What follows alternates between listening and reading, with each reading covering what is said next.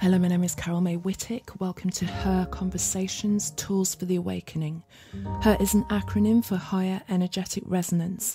This is the optimal state to embody in order to attract our highest desires. What is the awakening? This is the moment in time when humanity rises up out of the darkness. Who is awakening? Each one of us present on planet Earth today, reclaiming our sovereignty, seeking a greater possibility in our reality and looking for solutions. We know being awakened is not a lofty ideal but a necessity. If we can transform ourselves, we can change the world. Guests on Her Conversations speak to your spirituality, sensuality and soul. Listen to their stories, hear how they are in service to the world. Let their words and these conversations embolden and inspire you. My guest on this week's Her Conversations is Numerologist and Theta Healer Lorraine Whyte. During our conversation, she talks about the significance of the years 2020 and 2021 and what their year numbers reveal. We talk about witnessing the split in consciousness and how we have to allow individuals to experience life as their soul requires it. Lorraine also shares aspects of her own awakening and healing and how she now uses her gifts to guide others to find their purpose. But as always, I begin by asking my guests, Her is an acronym for Higher Energetic Resonance. When do you feel you're most her? When I am creating and being in that space where I am free to express. So that will be when I am even creating an Instagram post, creating a business, a project. I am at my most HER, highest energetic resonance, when I am creating, for sure. Perfect, thank you. And just for the people listening in, Lorraine, can you just tell a little bit about who you are and what you do? So I am an intuitive life strategist. I help people to understand their path and I show them their potential for this lifetime. I use numerology to help me to do that because it's like an awakening tool. It helps someone to really understand their strengths, their weaknesses, their purpose, the very essence of who they are, why they're here. And then I use another modality called theta healing, which I use to help the person clear the emotional obstacles, limited beliefs, negative thought patterns that prevent them from making changes and energetic shifts in their life. So that combination for me is a very transformative, powerful combination of modalities because the person is really able to become who they were supposed to be, become who they were born to be, and do the work that they are here to do. And you're a returning guest as well. So, precious few people have that. But we're in really pivotal times right now. And there's so much I want to ask you about that. But first, if you can speak on the times that we're in from maybe a numerological aspect, like how that relates to the numbers or if it does relate to the numbers. And then we can go in deeper and start to discuss what people can do to really connect to and move through this time and see it for what it actually is. Okay, so numerologically, we are in a number 5 year, but I actually want to go back to 2020 because the whole reason why we're here today, that what everyone's going through, we cannot discount 2020. So 2020 was a number 4 year, and the number 4 is about foundation. It's about preparation, organization, getting yourself together in order to build the next part of your life. So 2020 came about to shake everyone up so that they can understand what it is that they need to do in order to create the life that they want for themselves. So the pandemic, actually, many people saw it as a threat. It was a bad thing. And there's two sides to this, because I am a bit of a conspiracy theorist as well. And I do believe that there is a bigger agenda going on. But at the same time, there's always a gift in a situation. And the gift is that we are at a time of ascension. And that pandemic that came along to help the process, it has helped that process. The number 4 year has almost been, it's done its job.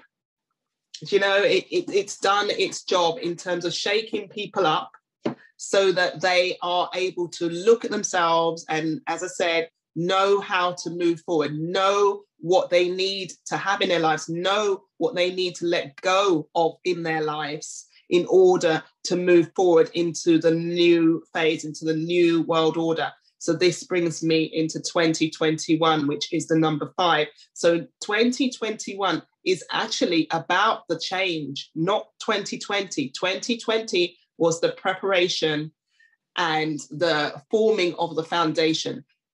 2021 is about change, freedom, liberation. So from that foundation that 2020 built for the person, we're able to really move forwards in a more liberated way, because we now know what we need to have in our lives. We now know what situations are just not good for us. So 2021 is a liberating time, and we are seeing groups come together, groups of people come together. We're seeing that whole humanitarian type energy come about, because we're now all wanting to get together and create a new world order for ourselves, if that makes sense. So 2021 is exciting, and has been exciting for me anyway. I hear what you're saying. There's one thing that I just want to kind of get your take on, because you're saying that it's forcing people to look at themselves, but clearly if we look at the world, not everyone is seeing things like that. There are people that have woken up. There are people that are getting their house in order, their lives in order, realizing what's working, realizing what the world is all about and what has been hidden from us and what is revealing themselves to us, and actually making changes as a result, who they align with in terms of personal relationships, and also with the external information that they've used to actually govern the direction of their lives. There is a split. There's a split in consciousness. There's a split in awareness. And while there are people who are waking up and realizing that the way that they've been living their life is highly unconscious, that it's like they've been very ignorant to realities about the external world and how they've used that to shape themselves, and they're making changes as a result, and they're making connections as a result as well. So in a way, like you say, this 2020 has got us to be able to reform our foundations and take away things that don't serve, and start to put in place things that do serve, and seek out knowledge that will serve us. There is still a section, and who knows how big that section of society is, that are just not awakened at all. Why, in your opinion, is it that there are people that just cannot or will not see it? Because my belief is that everyone knows. On a soul level, you are aware, and it's your choice. But the choice then after that is to take action and to start do things towards it. But why are there people that are just not getting it, seeing it, want to make change, or trying to hold on to this normal, or returning to normal, which actually doesn't exist anymore? Once the past is gone, it's gone. So they've got these memories of life that they think that they can return to if they just play along. Why do some people see it, and why do some people not see it? So there's a few things I want to say about this. So all of us at this time, we are all here for a reason, and it is part of our soul's evolution. Some of us will be more awakened than others, and that's totally okay. For some people, they will have to go through some stuff in order to wake up, and some people may not ever wake up in this lifetime, and that is totally fine. That's what they kind of signed up for. I do believe, and it's frustrating because obviously some of us can see what's going on and see people kind of not wanting to face it. But we have to respect their journey and know that if they are to be awoken in this lifetime, as they move forwards in their life, they will have to go through certain things, in order to awaken. And it normally it comes back to the person's individual life. It's really the way that we all awaken is through the personal experiences that we have, not necessarily what's going on in the wider. It's not always that's indirect, but the direct stuff is the stuff that's going on for us personally. And many people, they've still got stuff to go through, as we all do, but at varying degrees. So I will say it is at this time about acknowledging that we are all on a different journey. We each have our own soul mission. Some of us are here to really kick ass, at this time. Some of us are not. Some of us are here to just go through the motions. And we're always gonna have that. But I do feel like we are all waking up, but it's just at different stages. There's different stages. And I think like with the vaccine as well, that is going to bring about another phase. So we've had this first phase with the lockdowns and everyone feeling restricted, but the vaccine is going to present another phase where we're going to have another load of people waking up. So, and there's going to be other things that they're going to be bringing in, the authorities will be bringing in, that will also actually pose as an opportunity for another awakening phase, let's say. And that's how I see it, kind of, if I look at it psychically. That's how I see it if I look ahead.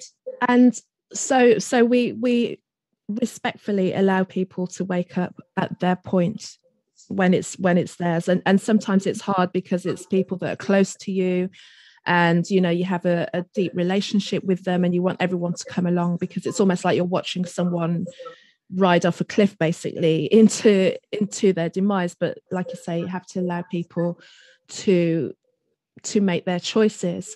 So for the ones who are seeing what's happening, awakening to themselves, what is it that you feel that we can do to actually deepen that experience and to create a future, whatever is possible, in the most expansive way, to the highest potential of each of us? What can we tap into that will give us that information, that guidance? The first thing I would say is to tap into our honesty and integrity.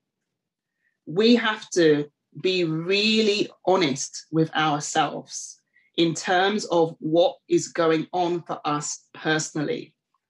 In our personal lives, some of us will be in relationships that are really not working. They've come to an end. We are not seeing eye to eye. We are growing in different directions, and it's not likely to come back around. We have to be really honest with ourselves. In some situations, yes, there will be an opportunity to overcome this together. And you will know that. Your soul will know that. Your soul will know that this is about us as a unit growing together and taking our relationship to another level. You will know that. You'll feel that. But for some of you, it will be about you knowing that it's not going to work on a deep level, and you've known for some time. And you've got to be honest with yourself that, you know what, it all needs to come to an end now, because there's no other way. You can't grow, you can't be who you are, you can't be the person that you are born to be at this time if you continue in this situation. Okay. And also I want to apply that to people in jobs as well, because many of you may be feeling that you don't want to do this job anymore. You've grown out of it. You have realized that you can do more and you want to do more. And maybe you're realizing that your work now can take a humanitarian stance because you want to do something to help the wider world. Is to really listen to that and to take the action that you need in order to step into that role, in order to step into that that work that you're here to do. Do you know? And there's some people who will be in jobs and they want to start their own business. They want to start their own online business. And listen, because what I will say, everything has gone online, but you wouldn't be having these thoughts and ideas if there was no reason for it, if you were not being looked after in some way. So we have to really be honest. There's going to be, but some of the people who listen would have already gone through this, where they've had to make some drastic changes in their lives, and it hasn't been comfortable, but that's all part of the process. You know, in the tarot, we have this card called the Tower, and the Tower card, it's like the picture of the tower breaking down, falling down. And when this card comes up, when we do readers, I don't read tarot cards, but I have studied it. When the card comes up, it is always about having to break down in order to build yourself back up. Because when you've broken down, the only way is up, basically. And so those drastic decisions that have led to you feeling like you've lost control and feeling like, gosh, you know, I don't know what's going on, I don't know who I am anymore, is actually the kind of preparation period that you need in order to build yourself up. It's like what's the saying? The storm before the storm. What's the saying? I can't remember. What, the calm before the storm? The calm, but it's the storm before the calm. Or it's always darkest before the dawn then. Yeah, that's right.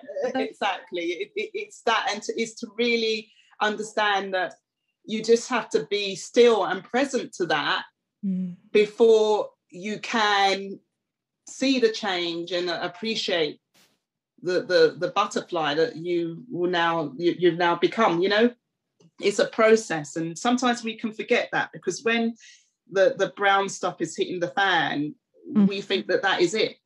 Yeah. But it's not. It's to keep moving through that, and everything, it always works out.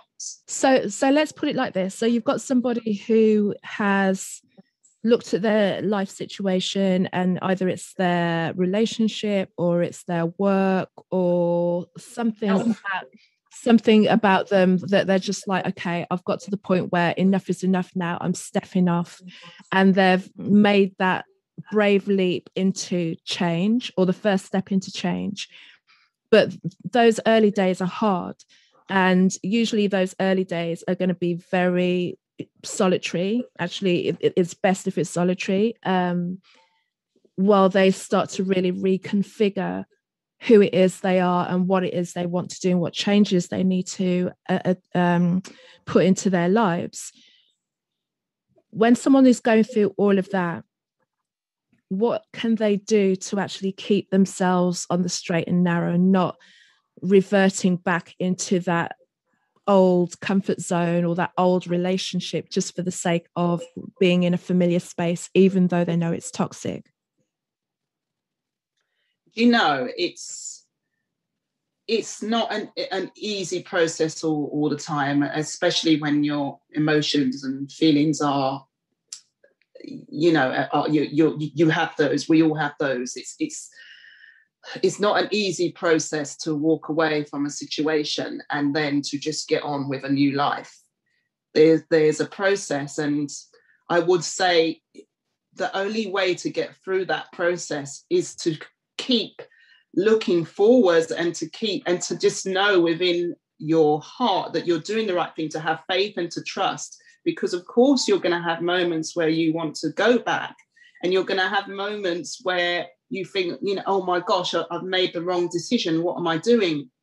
It's all about just trusting and keeping the faith that you have made the right decision. And then there's the thing of, you know, I had this when I left the corporate world, and, you know, thought that I had made a mistake kind of like a year down the line, thinking, what have I done? And then wanting to go back to work. And then that kind of feeling of wanting or thinking I need to go back to work because this is not working, that feeling stayed with me for a good few years before I actually got into the acceptance and acknowledgement that maybe I am unemployable. You know?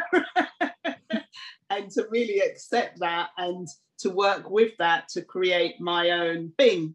So it's going to be a process. You are going to be like coming out of a relationship. You are going to feel like you want to go back. You may even feel like you want to get with somebody else just to soothe the pain, or you may not even realize that is what you're doing. You just want to be in a relationship with somebody, and that can work with some people. I'm not going to make any judgments there. That can work for some people. Some people will get in relationships and that relationship becomes like part of their healing process. Do you know? But it's just to know that you have made the right decision and to keep it moving. But yeah, it's not an easy thing. But don't be hard on yourself. Just accept that there is a process, and you will relapse. So, you know, you may relapse through that process. You know, and just like an addict, when they relapse, they have to come to that realization that, you know, I did that, I relapsed, but I have to keep going because tomorrow is another day. And how do you assist people with your work when people are making these transitions? How does your work tie into guiding them, giving them tools to go forward, giving them hope that it's going to work out? So at this time, especially because of what is going on, it is so important that we know ourselves and we acknowledge who we are on all levels, what our mission is, what we're about, what our strengths, what our weaknesses are, what our personality is. We have to really acknowledge and accept it. And we have to accept everything about ourselves, our strengths, our weaknesses, all of our flaws, everything, in order to be really aware of ourselves. And so how my work ties into that at this time is that's exactly what I help people to do with the numerology. That's what that does. It helps someone to understand themselves, because I think it was Malcolm X who said that if you stand for nothing, you fall for anything. And this is what my work is about, is helping you to acknowledge yourself and to know what is your values, what is your truth, what feels right for you. Because when you don't know this, then you are going to be caught up in the madness at the moment of what's going on. You're going to be caught up. You're going to be falling for all kinds of stories that are out there in the media. Do you know? Because you don't know who you are on a certain level. So that's why I do the work I do with the numerology. And then I do the healing, the energy healing work to clear out everything that stands in the way of a person's truth. So, all of those limiting beliefs, those thought patterns, those emotional, the trauma that's occurred in one's life can cloud the person's vision, which is normal. But, it depends on whether you want to go there, whether you want to go that deep. But I have found in my own life and those whom I help that you have to go that deep. Otherwise, the shifts that you want to create in your life, it just doesn't happen so easily. So that's where the healing comes into play. So, numerology wakes up the person, and then the healing clears away everything that is standing in the way of the person being who they are and embracing their truth. And this, because so many people say, know yourself, know who you are, know what your purpose is. How, and I know you use your tools, but how do you then really pinpoint and get to find that connection where you're like, oh my God, there it is, this is me? There's a real, there's so many millions, billions of us on the face of the planet, so we're all unique in our own way. How then do you get super specific and really tune into what feels like you, like your individual resonance, let's use that as a word, especially when you've come from allowing external voices and forces to shape you in a relative term, because it's like, okay, if you're not this thin, then you're fat. If you're not this thing, then, because it's always in relation to a perceived ideal.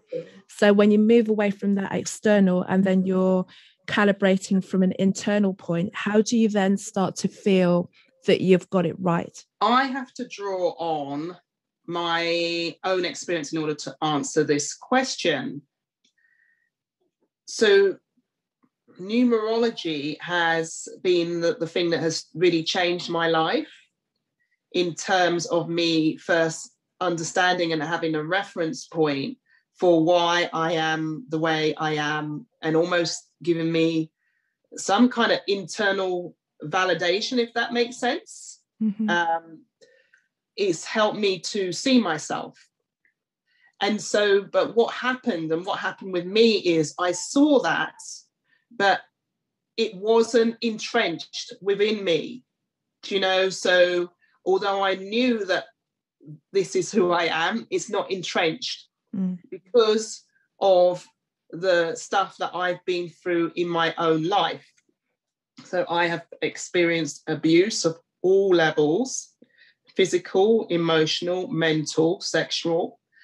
And that experience was preventing me from actually being worthy of who I am to be, or of what the numbers were showing me. Worthiness has been a big thing. And that's what happens when you are abused. You are conditioned to believe that you are here for others, in terms of, you've got no boundaries. You're just there to be used and abused. You're there for others to use and abuse you. And so your life then is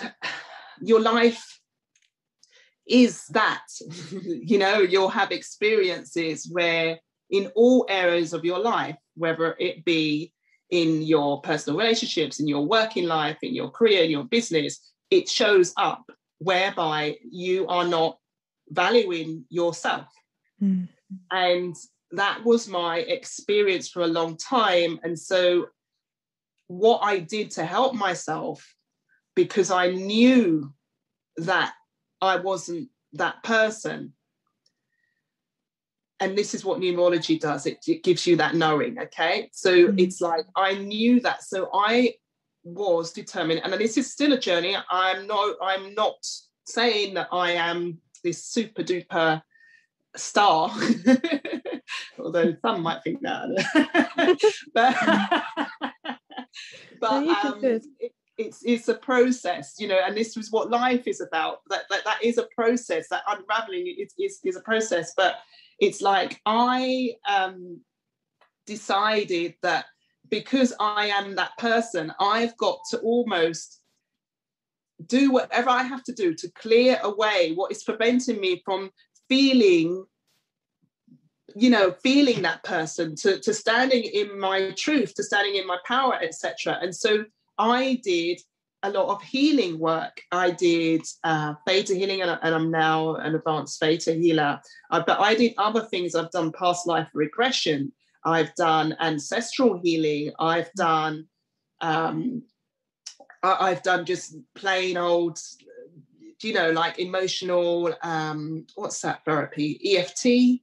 I've done tapping. I've just done a load of things. I've experienced a lot of modalities in order to be able to stand in my truth. And it's a process because it's like layers. So, we say in healing, and also homeopathy, I studied homeopathy and I use that a lot. So we are like an onion. And so it's like removing layer after layer after layer after layer until you feel that you are yourself. And I can't describe the feeling. It's just a feeling that you are yourself. It's like me doing this interview and talking to you. I would not have been able to do this maybe even a few years ago. Excuse me. Do because I would have been thinking, I would have had quite a few kind of insecurities in terms of, am I sure about what I'm saying? Am I, I would have questioned a lot of things about myself because I wasn't kind of owning who I am. And so it's all been a process.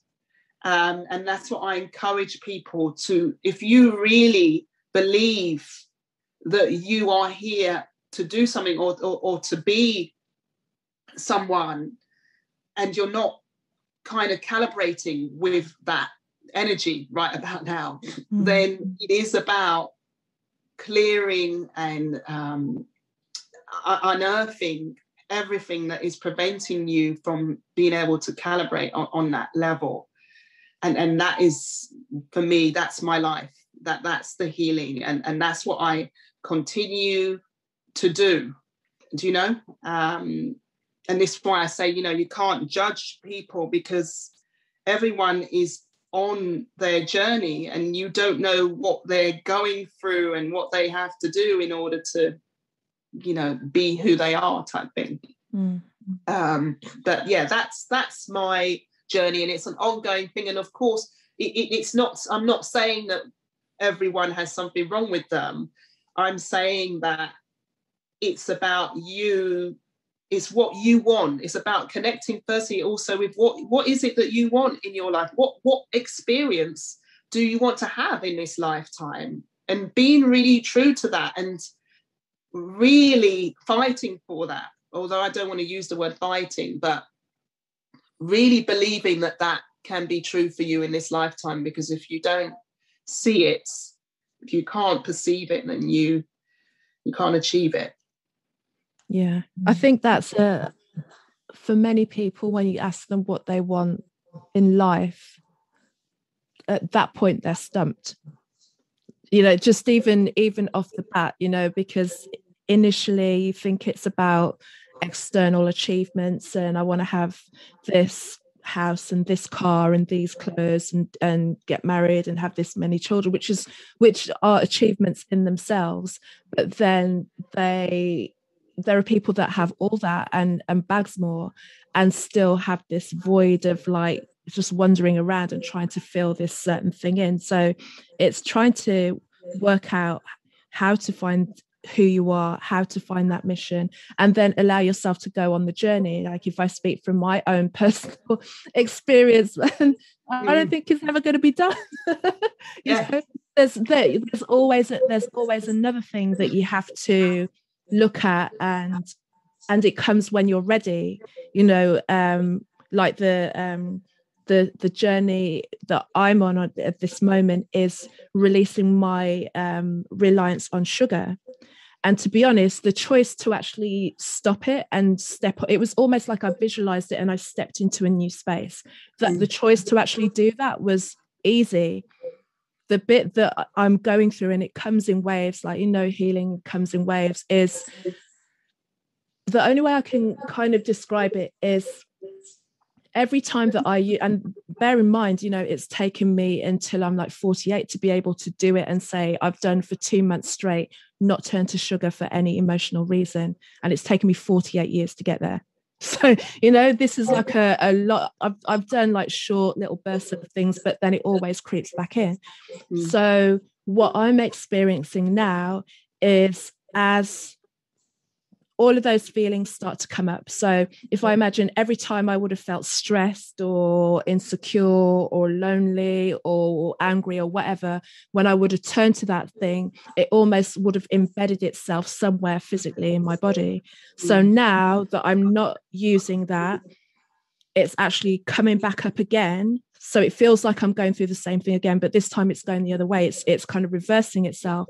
And what I'm having to work through is allowing it to come through and feel safe with it going the opposite way, but just watching it. And it's and I've got 40 odd years of that stuff to come. I'm hoping it doesn't take 40 years to feel better, because I'll be in my 80s or 90s. But it's just interesting to witness and experience the release of all of those things, being on the other side of it, knowing that it's not going to consume me, it's not going to crush me, it's not going to take me out. It's where I would have been like, oh my God, I can't handle this too much, let's just kind of go and medicate that way. But it's an ongoing thing. And then as a result of that, it's also almost like sharpening the lens on the possibility and that knowing yourself. And it's it's a clearer vision of what I've had. I've always had an idea of what I wanted to do and who I wanted to be, but this is kind of refining it to a level that I could never have imagined, so it's an exciting thing, but it's not an easy thing, because then also many people do not I don't want to say put themselves through it, but like embark on that journey or realize that it's possible.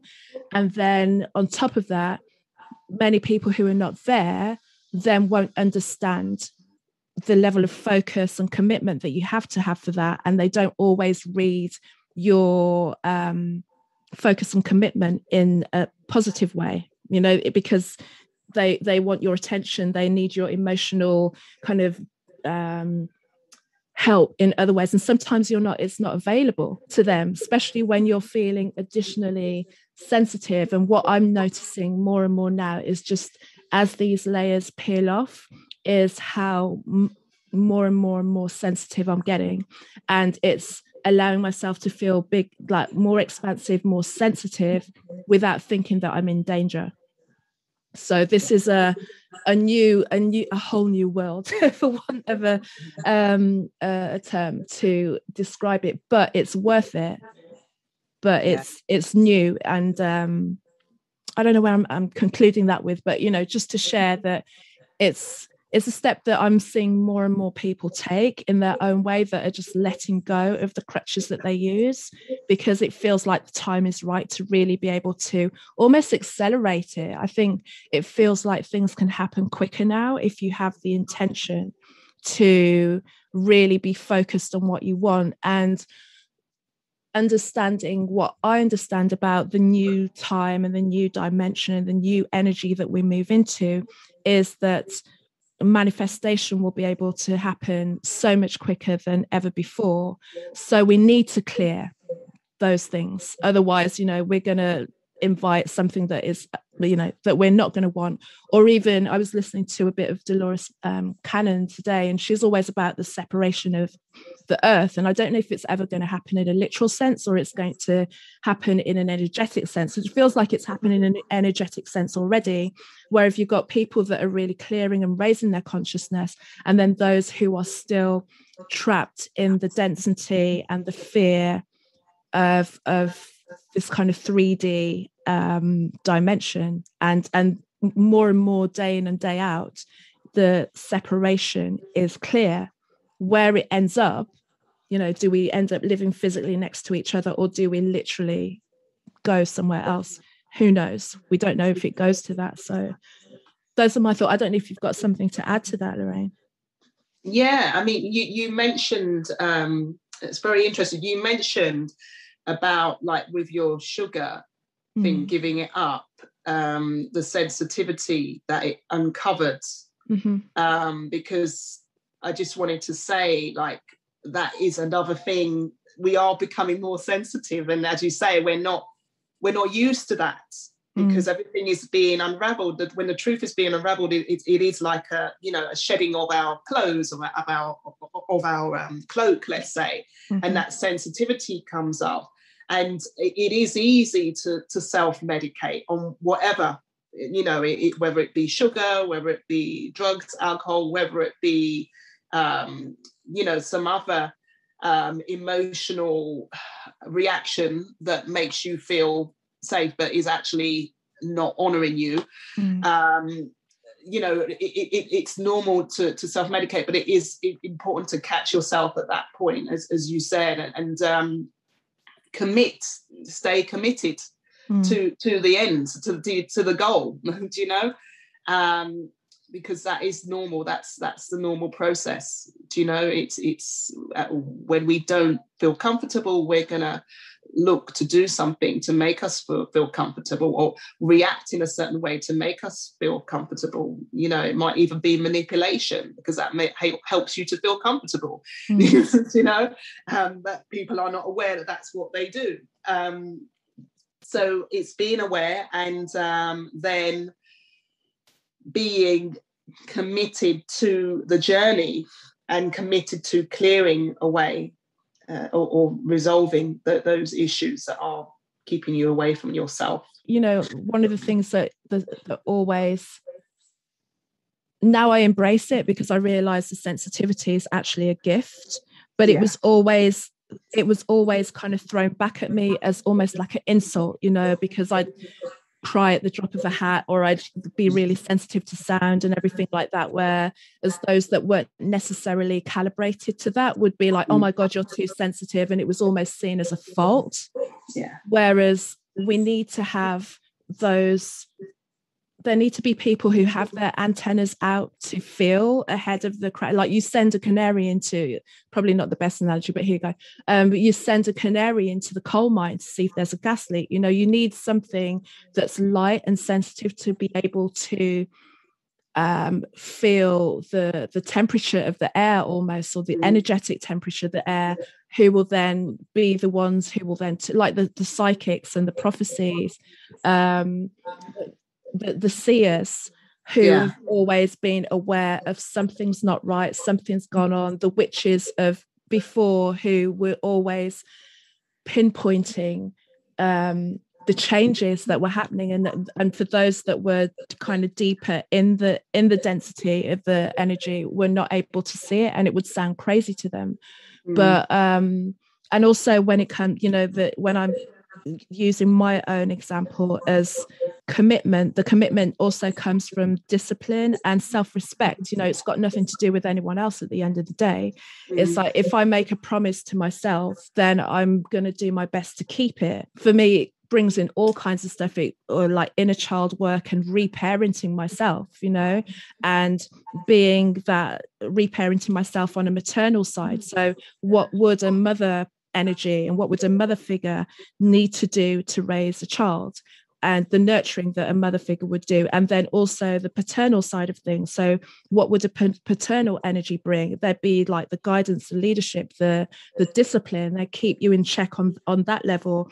And when you're having to do all of that for yourself, you need to be clear on what it is that those energies represent, to actually honor your, because I've had to, you can tell I've thought about this way too long, but just to kind of go back and go, okay, at some point that child latched onto this certain coping mechanism that was all good up until a certain point, until it started to be detrimental. So it's wheeling back to that point and going, okay, I need to address it from a maternal aspect and a paternal aspect, and raise and heal that child, and then also do a forgiveness outwards to the maternal figure and the paternal figure in my life who were not able to fulfill that for one reason or another. So it encompasses so many things. But then when you feel like you're kind of making some headway with it, it is really empowering. And that's a word that gets bandied around way too much sometimes, empowerment. Because it feels sometimes like the empowerment is going around and kind of like bashing people on the head, or the other on the head in order to empower, in order to kind of feel empowered by kind of lowering something else. Whereas this is actually a building from the inside out, and that personal empowerment isn't dependent on being better than or higher than or diminishing anything other. It's just about literally building yourself from whatever point you felt that the ball got dropped. Yeah, exactly. And the inner child work is so important to acknowledge, because a lot of the time we are acting from our inner child, and some of us have not moved on from the experiences that we have had to endure as a child, and we're stuck there, and it comes out. I see it in my practice. It comes out especially with abuse. We say, and this is from my own experience, so when you've been abused in childhood, your everything that you deal with in your life from an adult perspective actually goes back to the abuse, because you haven't been able to move on. So things like, I'm just trying to give an example to explain my point a bit more. So for example, like being abused, you feel that everyone is out to get you on some level, and you feel it conditions yourself to abuse yourself.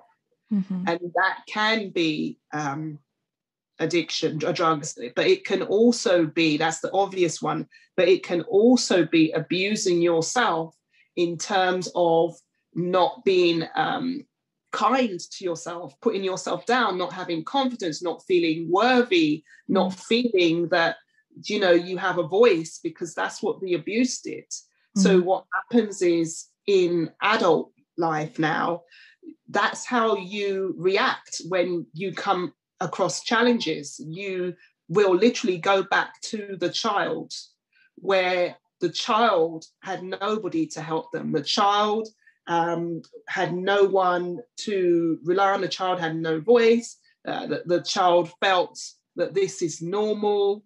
So you will go into that state, and unknowingly, and then you may abuse yourself in that state. So you make yourself wrong, because that's what abuse does. It makes you wrong.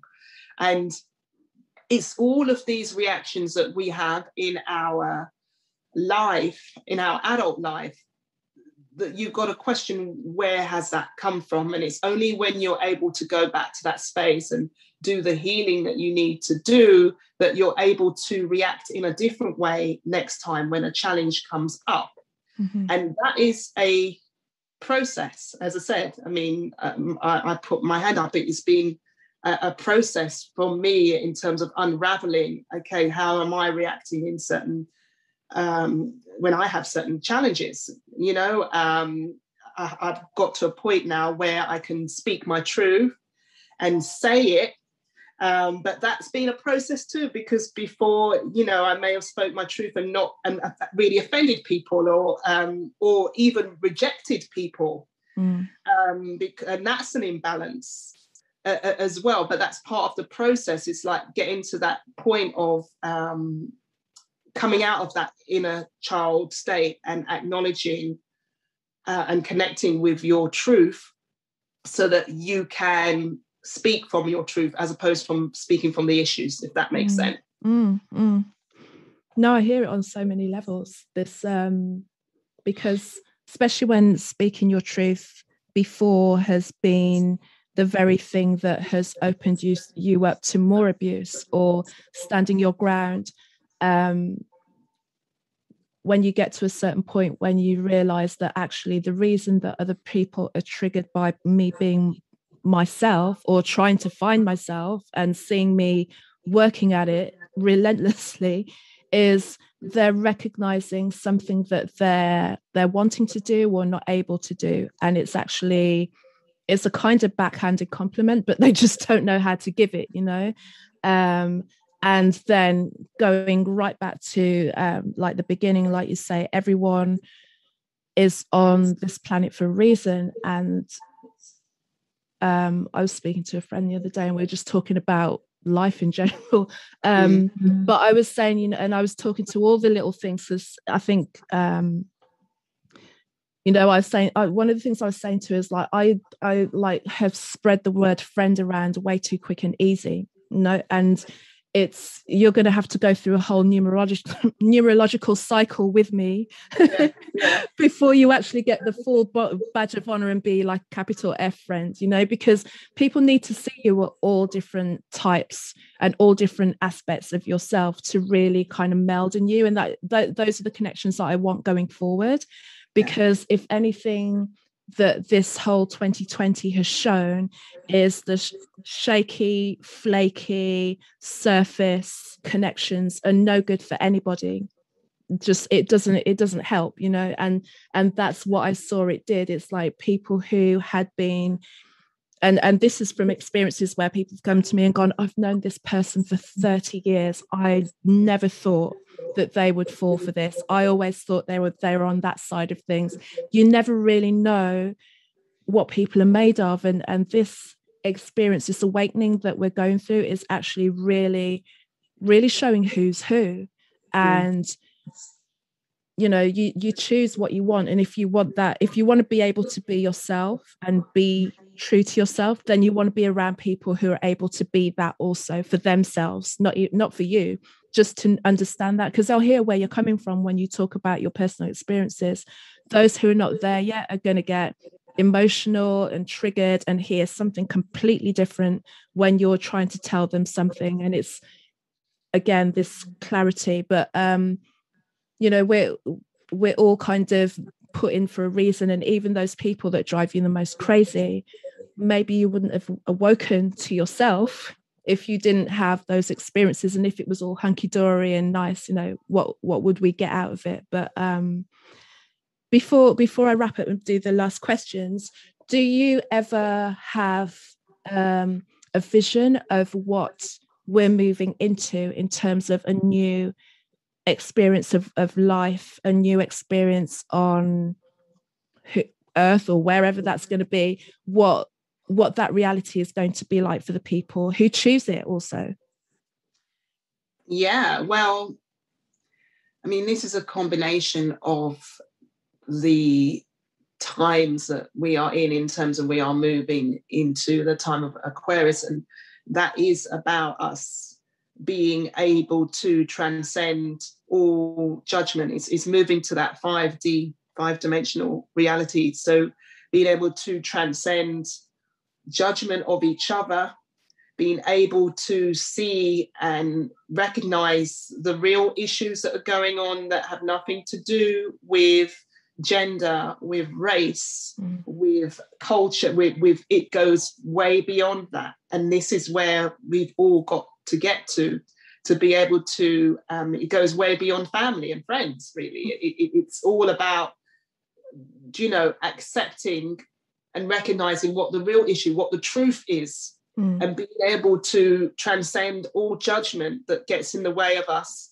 discovering truth for ourselves and for other people. So it's almost like stepping into the heart, being more compassionate, so that we're able to live better as people together. We're able to have better connections, better, more authentic relationships and connections in our lives. That is what this is all about, because when we can all be compassionate and loving towards each other, then, you know, we can get to that state of that higher level of consciousness, that awareness that we need to be in order to bring the planet up to that level, or expand the planet out into that level, if that makes sense. So that's where I see we are all heading for.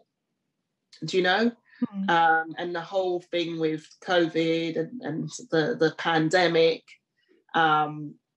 as I said, it's not a pleasant thing, and I do believe there is an agenda behind all this, but it's there as, you know, you have the dark and you have the light, and it's like both of them need to exist in one place in order for like the light to see truth.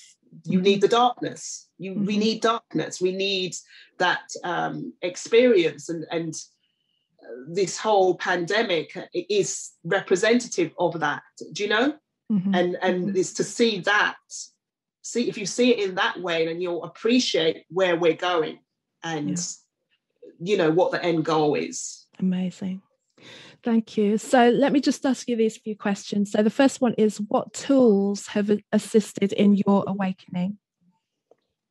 So for me, it's, as I said, it's a combination of the numerology, the healing, and just the commitment, although that's not a tool, but it's a thing, commitment to the journey. And what would you share with others? What tools can you share for others for their awakening? Okay, so I would say, as I said, first thing, to get really honest with yourself. Get really honest about yourself, who you are, what you want, how your life reflects your internal reality as well, because your life does. Everyone in your life, every situation that you experience is a reflection of what is going on internally for you. And that internal thing isn't always about you know, what you believe. That internal stuff is a load of stuff. That internal stuff is your ancestry. It's your past life. It's your childhood. It's all of those levels. That's what that internal stuff is about. So, you know, if you can acknowledge that and work through that, then your life is going to change. So I would say, if you look at it from that perspective, then you're going to get answers in terms of where you go from here. And you will be led to the right people to help you and the right modalities to help you, because at this time we are in a space where there are so many different modalities that are available to help you with whatever is going on in your life, emotionally, physically. There's wacky stuff out there that you can really tap into that work. So I just want to say, be open-minded to the help that is out there. And if for any reason you cannot afford that help, it is about reading, researching, you know, all of these modalities that people created came from one person at the end of the day who had an idea and then created it. So you not being able to afford to, you know, go on that journey, you can still go on that journey through educating yourself and creating something that works for you. So that's what I would say. Thank you. And what would you say are your favorite self-care rituals? So the thing that I do consistently is pray. I do gratitude prayers, and that's a consistent thing. I do meditation. That's a consistent thing, connecting to that creator energy. That's a consistent thing for me, but I do it for people. And when I say that, I mean, like, if I'm doing it for myself, then I'm able to be do the work that I'm here to do, to serve people in that space of authenticity. So that's what I mean. So it's those things, and just having time for myself, allowing myself to create. As I said in the beginning, that's my thing. I love creativity. I love, and I've acknowledged that, and I have acknowledged that when I'm not creative and when I'm not able to be creative, then I can get quite insular, I can turn in on myself. So it's recognizing what is that thing for you that you need to have or to do in your life in order to function. And so it's that as well. And that is, one of the practices that I have is being creative. So can you share what's coming up next for you? Have you got any courses, or tell people about how they can contact you for your sessions? Yeah, well, the thing that I would like to share, which is the project which I'm just literally launching today, actually, and I'm really, really happy about this. So I have created this space called the Soul Space, and it's a virtual event whereby people can access a whole array of modalities through a team of personally handpicked practitioners who I have experienced every one of them, who are here so they're able to connect with these practitioners in the form of a one-to-one session in this virtual event, which is going to be operated via Zoom.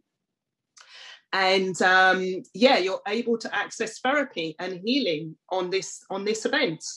And it's going to be taking place on the 27th of March. If you follow me, I will be putting out some marketing material about it and on my Instagram. And I've just set up a Facebook page, although I despise Facebook. But I had to put it on Facebook, so it's going to be on Facebook. But I'm so happy about this, and I'm so happy that I have the team of people have stepped up and said, you know what, we're going to help people, and they're helping you at a lower rate, at an affordable rate compared to what these people, this team charge, because they are worth, they're invaluable really at this time. But they've lowered the rates to work with me to present this event, this space, in order to help people who need the help at this time. So please do follow me to get more information about that, and please do come on to the event, book a session, and even if you don't fully understand the modalities, just come and be open-minded and see what you can do to help yourself get a real taste of that on a different level. It sounds so good, that whole thing, this whole new creation in this way of actually getting technology. I mean, we've all had to really dig into technology anyway over the past year, but then really being able to push it further, so it's really creating a unifying event. So I'm excited for you for that as well. So thank you. So can you just let people know where they can find you, your social media, your website address, anything else that you use?